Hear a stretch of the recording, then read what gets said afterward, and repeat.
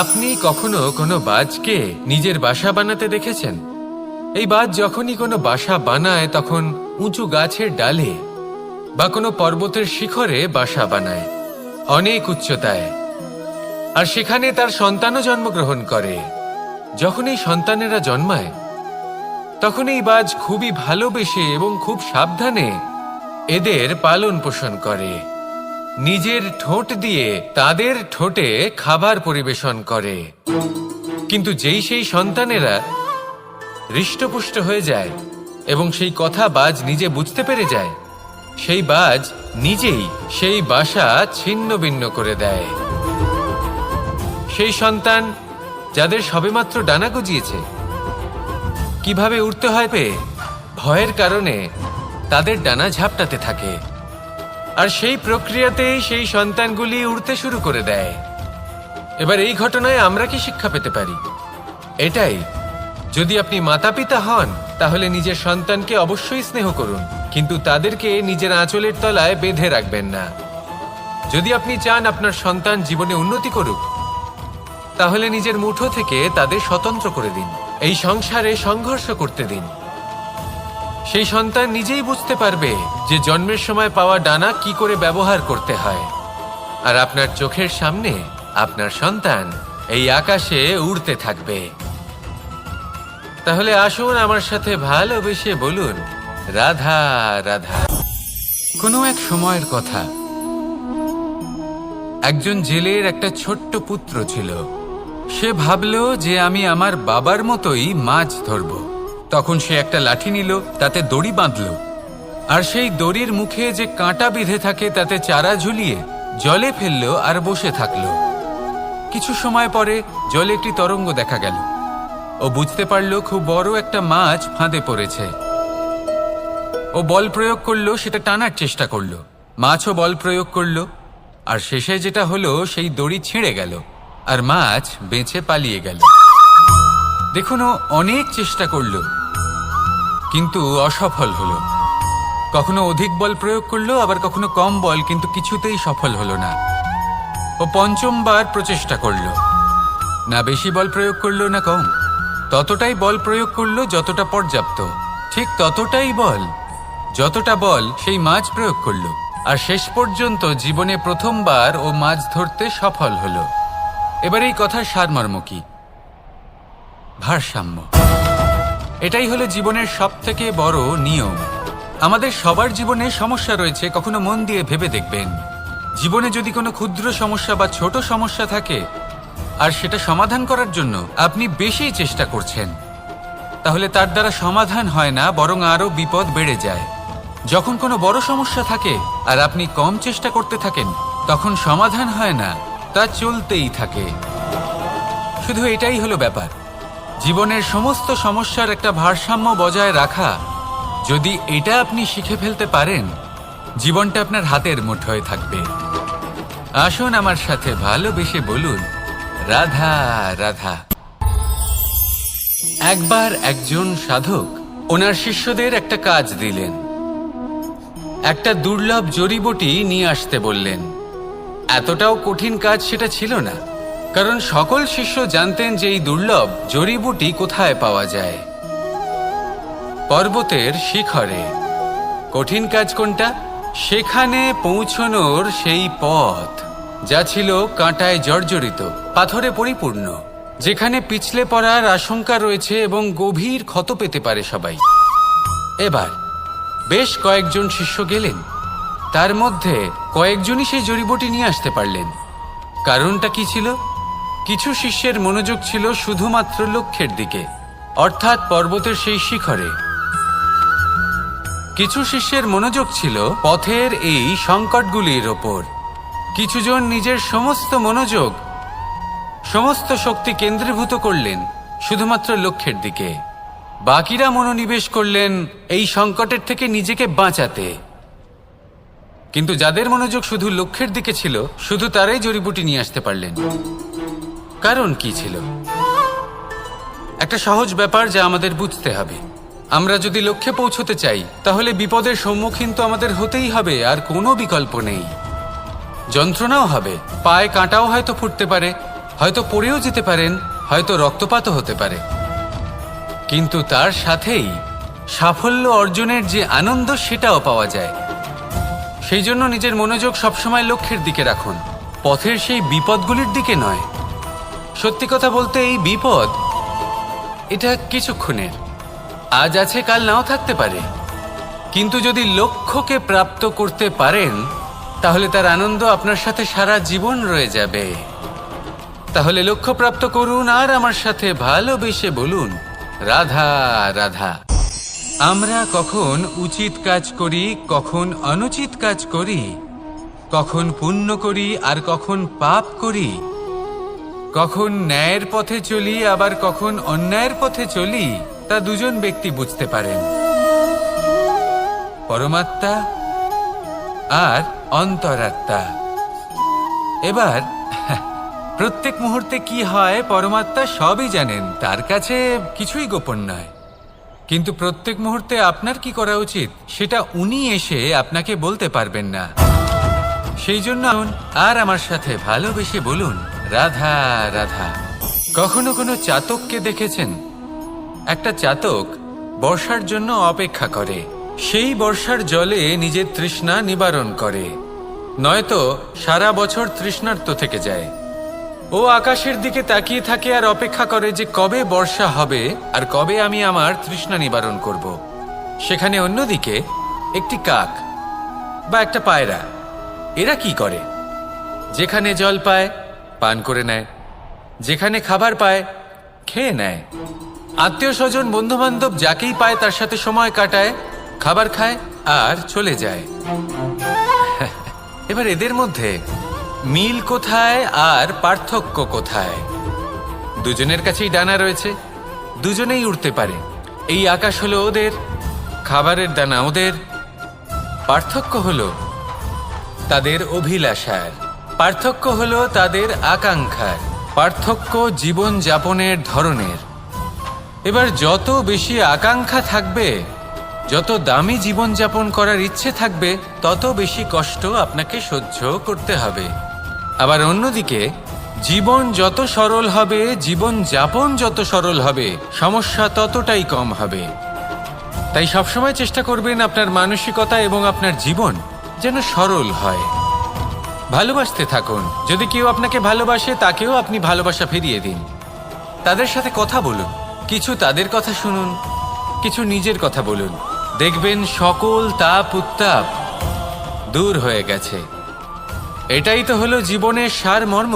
তাই প্রেমে থাকুন, ভালোবাসুন আর ভালোবেসে আমার সাথে বলুন, রাধা রাধা। মানুষের জীবনে দুই ধরনের আবেগ থাকে যা চিরকাল তার সাথে বসবাস করে। প্রথম স্বপ্ন, দ্বিতীয় অজুহাত। মানুষ হাজার হাজার স্বপ্ন দেখতে পারে, আমাকে এই কাজ করতে হবে, আমাকে ওখানে ঘুরতে যেতে হবে, আমায় জীবনে এই অসম্ভব কাজ বাস্তবায়িত করে দেখাতে হবে, আদি ইত্যাদি। এবার ঠিক যেমন স্বপ্ন দেখেন সেইভাবে অজুহাতও খুঁজে নিয়ে আসেন। আমি এই স্বপ্ন পূরণ করতে পারলাম না, কারণ আমাকে কেউ সাহায্যই করলো না, কারণ আমি দুর্বল হয়ে পড়েছিলাম, কারণ আমার কাছে সময়ই ছিল না, আদি ইত্যাদি। এবার সাফল্য এবং অসফলতার মাঝখানে এই ধরনের সংঘর্ষ হতে থাকে। সাফল্য তখন লাভ করা সম্ভব যখন আপনার স্বপ্ন আপনার অজুহাতের থেকে অনেক বড় হয়, আর অসফলতা তখন পাবেন যখন আপনার অজুহাত আপনার স্বপ্নের থেকে অনেক বড় হয়। আপনি যদি সাফল্য লাভ করতে চান তাহলে চেষ্টা করতে থাকুন, পরিশ্রম করুন। যদি অসফল হন তাহলে ভয়ভীত হওয়ার কোনো প্রয়োজন নেই। নিজের ভুল বুঝুন, তাকে শুধরে নিন, আবার চেষ্টা করুন। কিন্তু যদি নিজের জীবনে অজুহাত নিয়ে আসেন তখন স্বপ্ন কখনো পূরণ হবে না। আসুন আমার সাথে ভালোবেসে বলুন, রাধা রাধা। এমন কিছু রয়েছে মানুষের মনে, তাদের জীবনে এমন এক আবেগ যা সর্বজন বিদিত, যা সবাই জানেন যে উপস্থিত আছে। সেটাকে আমরা সমস্যা বলে থাকি। এমনিতে আমরা সকলেই জানি যে এমন কোনো গৃহ নেই যেখানে মৃত্যুর ছায়া পড়েনি, এমন কোনো বৃক্ষ নেই যার দ্বারা ওষুধ তৈরি সম্ভব নয়। এমন কোনো অন্ন নেই যা সময়ের সাথে বিষ বা অমৃতে পরিণত হতে পারে। এবার এই সমস্যাগুলি কোনো ব্যক্তির জন্য সমস্যা হতে পারে, কিন্তু নিজে থেকে এরা কোনো সমস্যাই নয়। এরা আসে আমাদের সাহায্য করতে, আমাদের কিছু শেখাতে। আপনি নিজেই দেখুন, পর্বতের শিখর থেকে কোনো এক পাখি পড়ে গিয়ে নিজের প্রাণ ত্যাগ করল। সেটা কখন সম্ভব? যখন সেই পাখি ওড়ার চেষ্টাই করে না। তখন যখন কোনো ব্যক্তি জলে পড়ে যান এবং ডুবে গিয়ে নিজের প্রাণ হারান, এর সম্ভাবনা কখন বেশি থাকে? যখন সেই ব্যক্তি সাঁতার কাটার চেষ্টাই করেন না। তখন এই সমস্যা প্রত্যেকের জীবনে থাকবেই, কিন্তু এটা মনে রাখা প্রয়োজনীয় যে কোনো সমস্যা পরিস্থিতির কারণে সমস্যা হয়ে ওঠে না। এই পরিস্থিতি যখন আমাদের সামনে আসে, আমাদের তা কঠিন মনে হয়। আমরা নতমস্তক হয়ে পড়ি, ভয়ভীত হয়ে পড়ি, তার সম্মুখীন হতে পারি না। তখন তা সমস্যার রূপ নেয়। দৃঢ় হয়ে দাঁড়িয়ে থাকুন সাহসের সাথে, এই পরিস্থিতিগুলির সম্মুখীন হন। দেখবেন সমস্যা কখন সাফল্যে পরিণত হবে আপনি জানতেই পারবেন না। আসুন আমার সাথে ভালোবেসে বলুন, রাধা রাধা। সময় যা সবকিছুকে সমান করে দিতে পারে, যা সব থেকে বেশি শক্তিশালী, সব থেকে বড় সম্পত্তি, সব থেকে বড় শিক্ষক এবং সব থেকে বড় সুযোগ। এই সময় যখন ভালো যায় তখন তা আপনাকে আমিত্বে মত্ত করে তোলে, অহংকারে নিমজ্জিত করে দেয়। আর যখন খারাপ হয় তখন দুঃখের সাগরে নিজের প্রতি ঘৃণাবোধে নিমজ্জিত করে। তাই এই সময় যা এত শক্তিশালী এক সম্পত্তি, এত মহান একটি ধন, তাকে এমনি এমনি নষ্ট হতে দেবেন না। এই সময়ের সাথে কি করবেন, কিভাবে করবেন তা ভাবতে গিয়ে এবং করতে গিয়ে সময় নষ্ট করবেন না। যদি আপনি এই সময় নষ্ট করেন, তাহলে সময়ও নিশ্চিত করবে যে আপনার সাথে কি করা উচিত। তাই সময়ের সদ্ব্যবহার করুন আর আমার সাথে ভালোবেসে বলুন, রাধা রাধা। আমরা সকলে শক্তি অনুভব করতে চাই। এবার যদি আপনাকে জিজ্ঞেস করা হয় যে সবথেকে বেশি শক্তির অনুভব কোথা থেকে করা সম্ভব, তখন কেউ কেউ বলবেন পুষ্টিকর আহার গ্রহণ করলে, ব্যায়াম করলে, কেউ বলবেন ধন লাভ করলে, বন্ধুদের থেকে, পরিবারের থেকে, আদি ইত্যাদি। এইভাবে আপনি শক্তির অনুভব অবশ্যই করতে পারেন, কিন্তু সবথেকে বেশি শক্তির অনুভব যদি আপনি করতে চান তাহলে তা পাবেন শুধু একতার দ্বারা, সংগঠনের দ্বারা। যদি আপনাকে উদাহরণ দিই, নিজের এই হাতটাকে দেখুন, 5টা আঙুল রয়েছে। কোনো একটা বস্তুকে নিজের একটা আঙুল দ্বারা তুলে ধরার চেষ্টা করে দেখুন, বড়ই কষ্ট হবে। তখন আপনি বুঝতে পারবেন যখন এই 5টি আঙুল একত্রিত হয় তখন কোনো কাজ কতটা সহজ হতে পারে।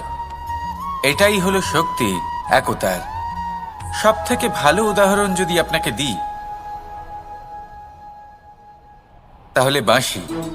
এই বাঁশি থেকে অত্যন্ত মধুর সুর নির্গত হয় যা সবার মন প্রসন্ন করে দেয়।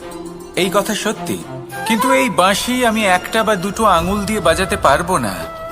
আমাকে প্রত্যেকটা আঙুল ব্যবহার করতেই হবে, তবেই এর থেকে মধুর সুর নির্গত হবে যা সকলকে প্রসন্ন করবে, ঠিক কিনা? ঠিক এইভাবেই যদি আপনি চান যে আপনার জীবনরূপী বাঁশি থেকেও মধুর সুর নির্গত হোক বা সবার মনকে প্রসন্ন করে তুলুক, তাহলে আপনাকেও জীবনে একতা নিয়ে আসতেই হবে। আপনি একাও কর্ম করতে পারেন, পথ চলতেও পারেন, সামনেও এগোতে পারেন, সাফল্যও লাভ করতে পারেন। কিন্তু যখন সকলে একসাথে এগোবেন, সেই পথে চলবেন, সেই কর্মই করবেন, তখন লক্ষ্যে অবশ্যই পৌঁছবেন, সাফল্য অবশ্যই লাভ করবেন। কিন্তু সেই সাফল্য এবং তার আনন্দর সংমিশ্রণটাই একটু অন্যরকম হবে। তাই জীবনে ঐক্যবদ্ধ হন, একসাথে মিলে এগোতে থাকুন আর আমার সাথে ভালোবেসে বলুন, রাধা রাধা।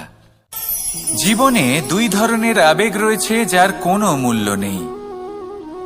আমার কথার অর্থ এটা নয় যে এদের কোনো গুরুত্ব নেই, গুরুত্ব যথেষ্টই রয়েছে, শুধু এদের জন্য আপনাকে কোনো মূল্য দিতে হয় না। প্রথম আবেগ হলো আনন্দ, প্রসন্নতা। এটা আপনি যে কোনো জায়গায় খুঁজে পেতে পারেন যদি আপনি খুঁজে পেতে চান। আপনি কোনো পুষ্পের সৌন্দর্য দেখে প্রসন্ন হতে পারেন। বায়ুর কারণে যখন একটি বৃক্ষ শিহরিত হয় সেটা দেখে আপনি প্রসন্ন হতে পারেন। একটা ছোট্ট শিশুর কলরব শুনেও আপনি প্রসন্ন হতে পারেন। একটা ক্রন্দনরত বালককে হাসিয়ে আপনি প্রসন্ন হতে পারেন। সবকিছু আপনার উপর নির্ভরশীল। সেখানে আরেকটি আবেগ হলো দুশ্চিন্তা। মানুষ বড়ই দুশ্চিন্তা করতে থাকে।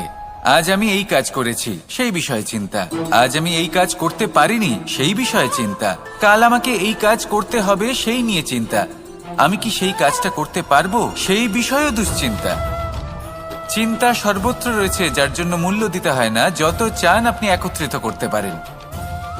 একটা গুরুত্বপূর্ণ কথা মনে রাখবেন, প্রসন্নতা জীবনের একটা নতুন সূত্রপাত। সেখানে দুশ্চিন্তা হলো জীবনের চিতার সমান। এবার এই দুটি আবেগ হলো মূল্যহীন, দুটোই আপনার সামনে আছে। কোনটা চয়ন করবেন আপনি, দুশ্চিন্তা নাকি প্রসন্নতা? সিদ্ধান্ত আপনারই। আসুন আর আমার সাথে ভালোবেসে বলুন, রাধা রাধা। ধন, সম্পত্তি, এগুলো আসলে কি? এগুলো শুধু সেই মূল্য যার দ্বারা আমরা কোনো কিছু অর্জন করতে পারি। এবার এই ধনের দ্বারা এই সংসারে অনেক কিছু লাভ করা সম্ভব, কিন্তু সেই সব কিছুই শুধুমাত্র ভৌতিক বস্তুই হবে। ভৌতিক সামগ্রী, ভৌতিক সুবিধা। অর্থাৎ আপনার কাছে যতই ধন থাকুক, তা আপনাকে শান্তির ঘুম এনে দিতে পারবে না। আপনাকে জীবনের বাস্তব সুখের অনুভূতি লাভ করাতে পারবে না, কারণ এগুলো ভৌতিক ধন। এ ভৌতিক বস্তুই অর্জন করাতে সক্ষম। বাস্তবিক ধন কি? যদি এই প্রশ্ন আপনার মনে আসে, তাহলে তার উত্তর আমি আপনাকে দেব একটা উদাহরণের মাধ্যমে। কখনো আপনি শুনে থাকবেন যে একজন পিতা আজীবন অনিষ্ট করেন, অনর্থ করেন, খারাপ কাজ করেন শুধু ধন অর্জনের জন্য। তিনি ভাবেন যে আমি ধন অর্জন করব আর নিজের সন্তানকে একটা উজ্জ্বল ভবিষ্যৎ প্রদান করব, একটা সুখ স্বাচ্ছন্দ্যময় জীবন দান করব। এবার সন্তান যখন জন্ম লাভ করে, তখন সে ভাগ্যের জোরে সেই ধন ভোগ করে। যেরকম সে পায়, সেরকমই তার ব্যবহার সে করে। কখনো আপনি এটাও দেখে থাকবেন যে সেই সন্তান সমস্ত ধন নষ্ট করে ফেলে, আর সেই পিতা যিনি সমস্ত ধন সঞ্চয় করেছেন, যিনি সেই ধনের প্রভু, আজ সেই ধনের প্রহরী হয়ে রয়েছেন। এবার এরকম কেন হয়? এরকম তখনই হয় যখন সেই পিতা বুঝতেই পারেন না যে তার জীবনের আসল ধন কি। সেই আসল ধন তার সন্তানকে সে দিতেই পারে না। যদি পিতা তার সন্তানকে কর্মের জ্ঞান দিতে পারেন, উচিত কোনটা অনুচিত কোনটা সেই শিক্ষা দিতে পারেন, সংস্কারের প্রকৃত শিক্ষা দিতে পারেন, তবে সেটা ধনের থেকে অনেক বেশি গুরুত্বপূর্ণ। এটাই হলো জীবনের বাস্তব ধন। আপনি সেই কথা তো অবশ্যই শুনে থাকবেন, কুসন্তান হলে ধন সঞ্চয় করে কি হবে, সুসন্তান হলে ধন সঞ্চয় করে কি হবে। সন্তান যদি কুপুত্র হয় তাহলে সব নষ্ট করে ফেলবে, আর সন্তান যদি সুপুত্র হয় তাহলে ধন থাকুক না থাকুক, সে নিজেই কর্মের পথে অগ্রসর হয়ে ধন অর্জন করবে আর নিজের জন্য এক উজ্জ্বল ভবিষ্যৎ গড়ে তুলবে। তাই সন্তানকে সম্পদ দেওয়ার আগে কর্মের জ্ঞান দান করুন, সুশিক্ষা দিন, কারণ এটাই হলো জীবনের প্রকৃত ধন। আসুন আর আমার সাথে ভালোবেসে বলুন, রাধা রাধা। বিগত দিনের কিছু কথা মনে পড়ে গেল, এক অদ্ভুত ঘটনা যা অমূল্য শিক্ষা দিয়ে যেতে পারে। বিষয় হলো যক্ষের সাথে যুধিষ্ঠিরের কথোপকথন। একবার যক্ষ যুধিষ্ঠিরকে জিজ্ঞেস করলেন, ওনাকে বললেন যে আমার কিছু প্রশ্নের উত্তর যদি আপনি দিতে পারেন, তাহলে আমি আপনার বাকি ভ্রাতাগণকে আবার জীবিত করে তুলব। সেগুলোর মধ্যে খুব গুরুত্বপূর্ণ আর কঠিন একটা প্রশ্ন ছিল, এই সংসারে সব থেকে শ্রেষ্ঠ আশ্চর্য কোনটি? এই প্রশ্ন আমি আপনাকে জিজ্ঞেস করছি। এবার কেউ বলবেন স্বর্ণ দ্বারা নির্মিত লঙ্কা, এটি হলো সংসারের সব থেকে বড় আশ্চর্য। কেউ বলবেন বরফে ঢাকা সেই পর্বত যা আকাশ স্পর্শ করে। কেউ বলবেন সেই সমুদ্র যার গভীরতা মাপা অসম্ভব ব্যাপার। কেউ বলবেন সেই বায়ু যা আমরা দেখতে পাই না, কিন্তু তা আমাদের জীবন দান করে। সংসারের সব থেকে বড় আশ্চর্য কি, সেই প্রশ্নের উত্তর যুধিষ্ঠির দিয়েছিলেন, আর তা ছিল শ্রেষ্ঠ উত্তর এবং উচিত। উনি বলেছিলেন যে সংসারে প্রতিদিন কোনো ব্যক্তি জন্ম লাভ করেন আর কোনো ব্যক্তি মৃত্যুও লাভ করেন। এবার এই কথাটা সবাই জানেন, সবাই বোঝেন যে যখন জন্মেছি তখন কোনো একদিন আমিও অবশ্যই মৃত্যু লাভ করব। এবার যখন এই কথা প্রত্যেকটা মানুষ জানেন, তখন কেন প্রত্যেক মানুষ এই চিন্তায় থাকেন, এই নিয়ে কষ্ট পান, এই নিয়ে ব্যাকুল হয়ে থাকেন যে উনি একদিন মৃত্যু লাভ করবেন, তার থেকে দূরে পালাতে চেষ্টা করেন। বলেন যে আমি মৃত্যু লাভ করতে চাই না। কেন? যেখানে কোনো না কোনো দিন এটা অবশ্যই হবে। এ হলো ব্রহ্ম সত্য। এই যে ব্যাকুলতা, এই ভয়, এই যন্ত্রণা, এই চিন্তা তার মনকে বাঁচতেই দেয় না, এই জীবন অনুভবই করতে দেয় না। সেই জন্য এই চিন্তা, ব্যাকুলতা, ভয় এসবের কি লাভ? কোনো লাভ নেই। সেই জন্য যতক্ষণ জীবনযাপন করছেন প্রত্যেক মুহূর্ত যেন শ্রেষ্ঠ হয়, আনন্দময় হয়, প্রেমের দ্বারা পরিপূর্ণ হয়, সেই চেষ্টা করুন। চেষ্টা করুন যাতে আপনি যে কাজ করছেন তার দ্বারা যেন অন্যের মঙ্গল হয়।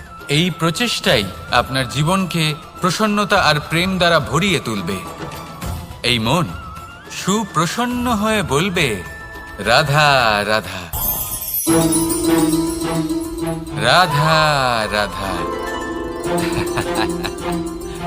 আপনারা হয়তো ভাবছেন কি আশ্চর্য ব্যাপার, প্রত্যেকবার আমি কথা শেষ হওয়ার পরে রাধা রাধা বলি। এইবার আমি আগেই বলে দিলাম। কারণটা কি? কারণ হলো অত্যন্ত বিশেষ। প্রত্যেকবার কথা সমাপ্ত হবার পরে আপনাদের সবার মধ্যে ভালোবাসা বিতরণ করতে চাই, তাই রাধা রাধা বলি। কিন্তু এইবার এই নতুন এবং বিশেষ সূত্রপাতে প্রথমে প্রেম বিতরণ করা অত্যন্ত আবশ্যক।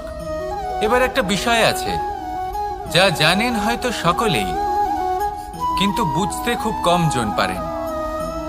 এই প্রেম, এই আনন্দ, এই সকল কিছুর সূত্রপাত হয় নিঃস্বার্থ আবেগের দ্বারা।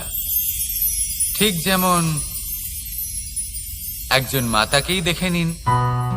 যখনই একজন মাতা সন্তানকে জন্ম দেন, তখন এই সংসার ভুলে যায় যে তার জন্য এটা একটা নতুন জন্ম।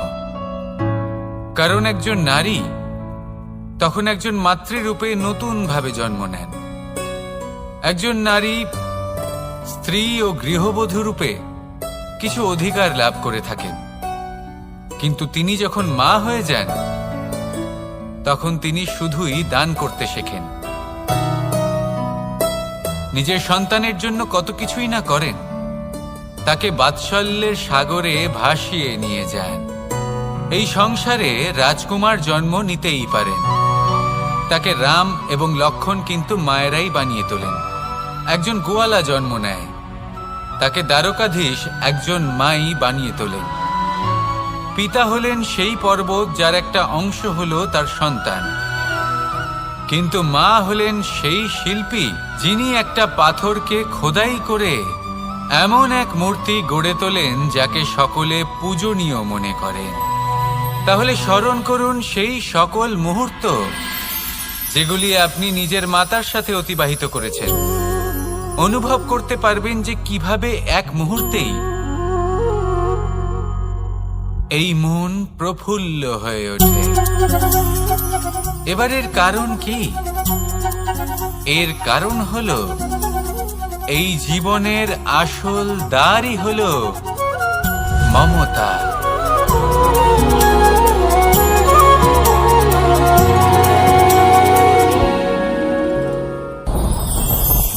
আমার জীবনে পরিচয় হয়েছে অনেক ব্যক্তির সাথে, ভিন্ন ভিন্ন ধরনের মানুষ। এনাদের সাথে আলাপ হয়ে খুব ভালো লেগেছে, অনেক শিক্ষাও লাভ করেছি। আমি তাদের সাথেও আলাপ করেছি যারা অনেক উচ্চ স্তরে পৌঁছে গেছেন, আবার তাদের সাথেও যারা নিজেদের জীবনে বিশেষ কিছু করতে পারেননি। তাদের সাথেও পরিচয় হয়েছে যারা সফল, আবার তাদের সাথেও যারা অসফল। এবার এই সবই একই রকম মনে হয়। এদের মধ্যে পার্থক্য শুধুই মানসিকতার। যখনই কোনো অসফল ব্যক্তির সাথে পরিচয় হয়েছে, তখনই দেখেছি তাদের কাছে সবসময় একটা অজুহাত রয়েছে যে কেন তারা সফল হতে পারেননি। কখনো তারা দোষ দিয়ে থাকেন তাদের ভাগ্যকে, তাদের পরিস্থিতিকে, দোষারোপ করতে থাকেন তাদের মাতা পিতাকে, আত্মীয়দের, বন্ধু বান্ধবদের, কোনো না কোনো অজুহাত সবসময় এদের কাছে থাকে যে কেন তারা সফল হতে পারেননি। সেখানেই যখন সফল ব্যক্তির সাথে পরিচয় হয়, তাদের কাছে সবসময় একটা কারণ থাকে যে কিভাবে এই সমস্যাগুলির ঊর্ধ্বে উঠে সাফল্য লাভ করা যায়। আর সেই কারণ হলো যে যাই হয়ে যাক না কেন, সাফল্য লাভ করতেই হবে। যতই সংঘর্ষ করতে হোক না কেন, যতই সমস্যা আসুক না কেন, সফল আমাদের হতেই হবে। এটাই পার্থক্য মানসিকতার। সত্যি কথা বলতে, আপনার আজকের এই মানসিকতা হলো আপনার আগামী ভবিষ্যতের ইমারতের ভিত। এই মানসিকতা যতটা প্রবল হবে, যতটা শুভ হবে, আপনার ভবিষ্যৎ ততটাই বিশাল এবং সুন্দর হবে। তাহলে সমস্যার উপর নয়, সাফল্যের উপর মনোযোগ কেন্দ্রীভূত করুন, জীবনে এগোতে থাকুন, আর আমার সাথে ভালোবেসে বলুন, রাধা রাধা। অ দিয়ে অন্ত, আ দিয়ে আরম্ভ। এই দুইয়েরই রাশি সমান। যদি আপনি মন দিয়ে দেখেন তবে দেখবেন এদের সম্পর্ক খুবই নিবিড়। কিভাবে? যখন কোনো কিছু শুরু হয়, এটা নিশ্চিত হয়ে যায় যে তা সমাপ্তও হবে। আরম্ভই যদি না হয়, তা সমাপ্তও হবে না। যা আরম্ভ হয়েছে তার সমাপ্তি হলো অবশ্যম্ভাবী। এটাই হলো প্রকৃতির নিয়ম, একে এড়ানো যায় না। এবার এই কথা আমরা সকলে জানি। এবার মানুষ কি ভাবে যে সমাপ্তির পরে কি হতে পারে, এর উত্তর তাদের কাছে নেই। তাদের উচিত অন্য কোনো বিষয় ভাবা যা বেশি গুরুত্বপূর্ণ। এবার মানুষ এটা জানে না যে মৃত্যুর পরে কি হতে পারে, কিন্তু এই কথা অবশ্যই জানে যে জন্ম থেকে মৃত্যু পর্যন্ত এই সময়, যাকে আমরা জীবন বলে থাকি, এই সময় আমরা কর্ম করতে পারি। এই কথা তো আমরা জানি। তাহলে এমন কি কর্ম করা যেতে পারে যা আমাদের সমাপ্তির পরও আমাদের প্রাসঙ্গিক করে রাখতে পারে, এই বিষয়ে ভাবা উচিত। যে জন্মগ্রহণ করেছে তার মৃত্যু হবেই, এটা সাধারণ বিষয়। কিন্তু ইতিহাস আজও সেই সকল মানুষজনকে স্মরণ করেন যাদের এই সংসার তাদের মৃত্যু নয়, বরং তাদের জীবনকালে যে কর্ম তারা করেছেন তার দ্বারা মনে রাখেন।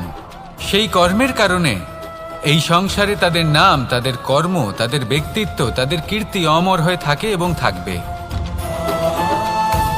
আপনার কাছে এতটা সময় নেই যতটা আপনার মনে হচ্ছে আপনার কাছে আছে। সেই জন্য যত শীঘ্র সম্ভব শ্রেষ্ঠ কর্ম করুন, যতটা পারবেন ততটা অধিক সুকর্ম করুন। এই সংসারে নিজেকে অমর করে তুলুন আপনার মৃত্যুর পরেও, আর আমার সাথে ভালোবেসে বলুন, রাধা রাধা। দীপাবলি আমাদের সবথেকে বড় উৎসব। শ্রীরাম রাবণকে পরাস্ত করে 14 বছরের বনবাস কাটিয়ে আবার অযোধ্যায় ফিরে এলেন অমাবস্যার রাত্রে। অযোধ্যায় সবাই খুব প্রসন্ন ছিলেন, খুবই উৎসাহিত ছিলেন। অযোধ্যায় সহস্র প্রদীপ প্রজ্বলিত করা হয়েছিল এই উৎসবে। একে আমরা দীপাবলি বলে থাকি। এবার এই বিষয়ে আমরা সকলে জানি। আপনি কি এটা জানেন যে শ্রীরাম বাস্তবে অমাবস্যার এক রাত আগেই অযোধ্যায় পৌঁছে গেছিলেন? সবার সামনে অমাবস্যার রাতে এসেছিলেন। এর কারণ কি? শ্রীরাম প্রমাণ করতে চেয়েছিলেন যে যে কোনো সময়, দিন হোক বা রাত, শুভ বা অশুভ হয় না। শুভ অশুভ কিছু থাকলে তা হলো মানুষের চিন্তা, তার ভাবনা, তার নির্বাচন আর তার কর্ম। নিজেই দেখে নিন। শ্রীরাম শুভ কাজ করে ফিরেছিলেন এবং অমাবস্যার মতো গভীর এক রাত্রিকেও দীপাবলিতে পরিবর্তিত করেছিলেন। এমনটাই যদি আমরা করতে পারি, তাহলে এমন কোনো গৃহে যান যেখানে অসহায় ব্যক্তি রয়েছেন, যা অন্ধকারাচ্ছন্ন, আর সেখানে প্রকাশ প্রজ্বলিত করুন।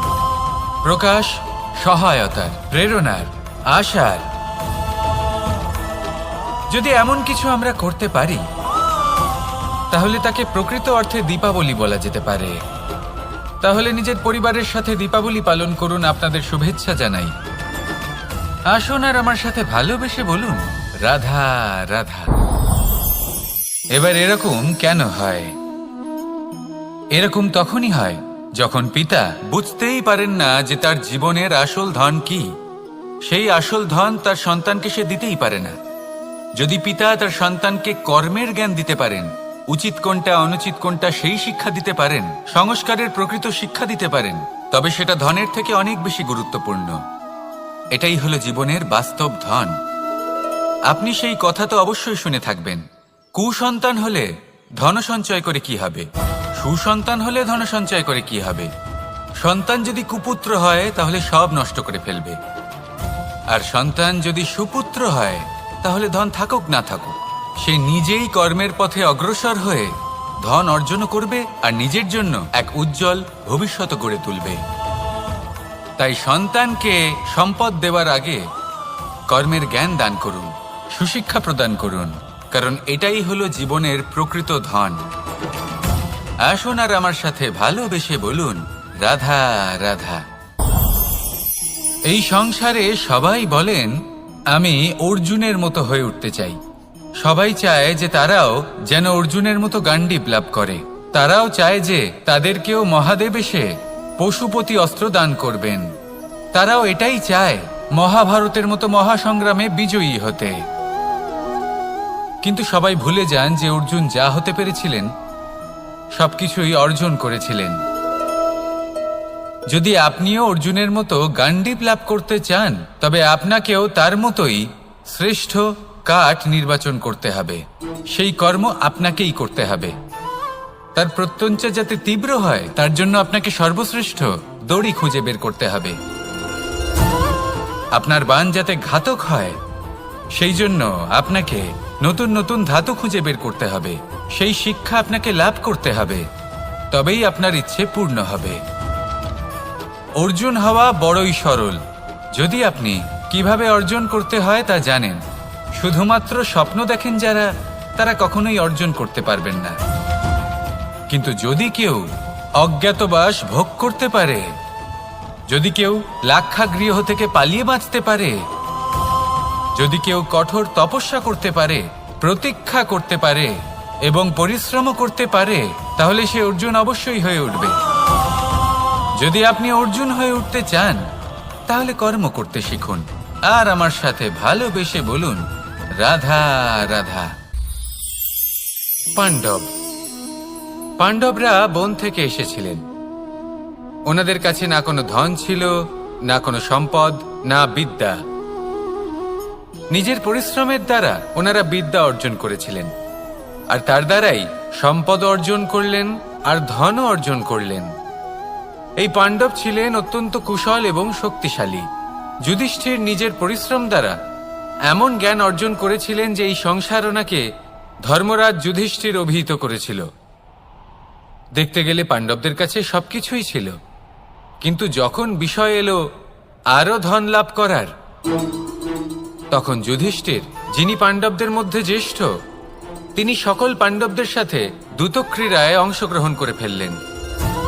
এর ফলে না শুধু ধনলক্ষ্মী, ধর্মলক্ষ্মী, বিবেক লক্ষ্মীকেও হারালেন, আর শুধু তাই নয়, নিজের গৃহলক্ষ্মী দ্রৌপদীকেও হারিয়ে ফেললেন। এর কারণ কি? ভুলে গেলেন খুব সহজ একটা কথা, এই সংসারে সম্মান এবং সাফল্য দুটোই পরিশ্রমের দ্বারা লাভ করতে হয়। কিন্তু দ্যুতক্রীড়ার এই খেলা আমাদের ভাগ্যের উপর নির্ভরশীল। এই সংসারে দুটি পথ রয়েছে। একটা পথ যেখানে কর্ম এবং পরিশ্রমের দ্বারা আপনি নিজের পথ নিজেই রচনা করতে পারবেন, আর দ্বিতীয় পথ হলো যেখানে এই ভাগ্য এক মুহূর্তে আপনাকে শিখরেও পৌঁছে দিতে পারে, আবার ধূলিসাৎ করে দিতে পারে। আপনি কোন পথ বাছবেন সেই চয়ন আপনারই। আসুন আর আমার সাথে ভালোবেসে বলুন, রাধা রাধা। কোনো এক সময়ের ঘটনা এটা। মা এবং বাবা হাটে গিয়েছিলেন, তখন আমি আর দাদা গিয়েছিলাম গরু চড়াতে।